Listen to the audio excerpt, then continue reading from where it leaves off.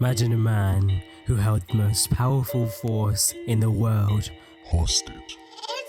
A man who frightened their skins, and someone who could, if he wanted to, pull the strings of his countrymen to his control. A man unafraid to put his reputation and his body on the line in the honor of truth. And a man who became a symbol for peace and resilience around the world, inspiring a wave of revolution and a belief in the small man to make change for himself. For 200 years, the British had not only dominated Indian soil, but also Indian soul. Gandhi's call for non-violence stemmed not from political motive, but spiritual elevation. British rule was not only of the lands of India, but also their minds.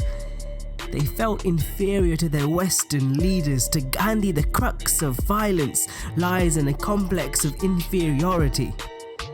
Non-violence was a way to alleviate the gap between us and them. It was a call to take the spiritual high road. His non-violence was deep-rooted in his pursuit of truth, that being God. The oneness of all prevented him to take any action which was violent towards anyone. There is an indefinable, mysterious power that pervades everything. I feel it, though I do not see it. It is this unseen power which makes itself felt and yet defies all proof, because it is so unlike all that I perceive through my senses. Gandhi is an icon for peace and resistance around the world. And while he creates divide amongst some of his own citizens, he is undoubtedly one of history's most influential figures.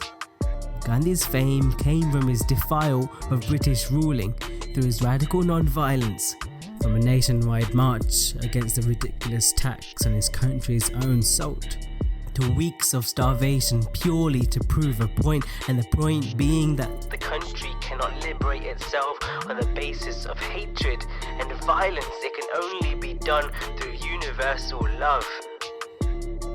As important as political freedom was to Gandhi, his countrymen's spiritual liberation was his prime concern. Non-violence? Or ahimsa does not mean to not assert any violence whatsoever, but rather to use the least amount.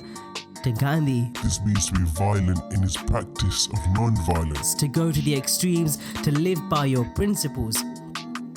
Non-violence is not the coward's way out, but on the contrary. Gandhi demanded that only those with bravery practice non-violence, not those who are afraid of getting a beating. He demands that if one not have the courage, I want him to cultivate the art of killing and being killed, rather than in a cowardly manner flee from danger. Non-violence is not an excuse for cowardice. Instead, it is the highest form of bravery, to be willing to die for your honor and your love of the world to survive. Gandhi criticizes the cowards hiding behind their shelter of non-violence more than the violent who live by their principle. Only be non-violent if you truly believe in the doctrine. To Gandhi, this strength to sustain non-violence is only through a belief in a God or a higher power. Without it, he won't have the courage to die without anger, without fear, without retaliation.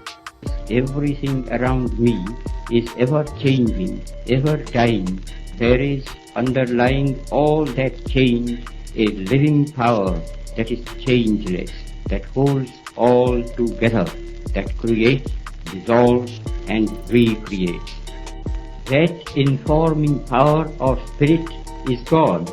The man who is intentionally unarmed relies upon the unseen force called God by the poets, but called the unknown by the scientists.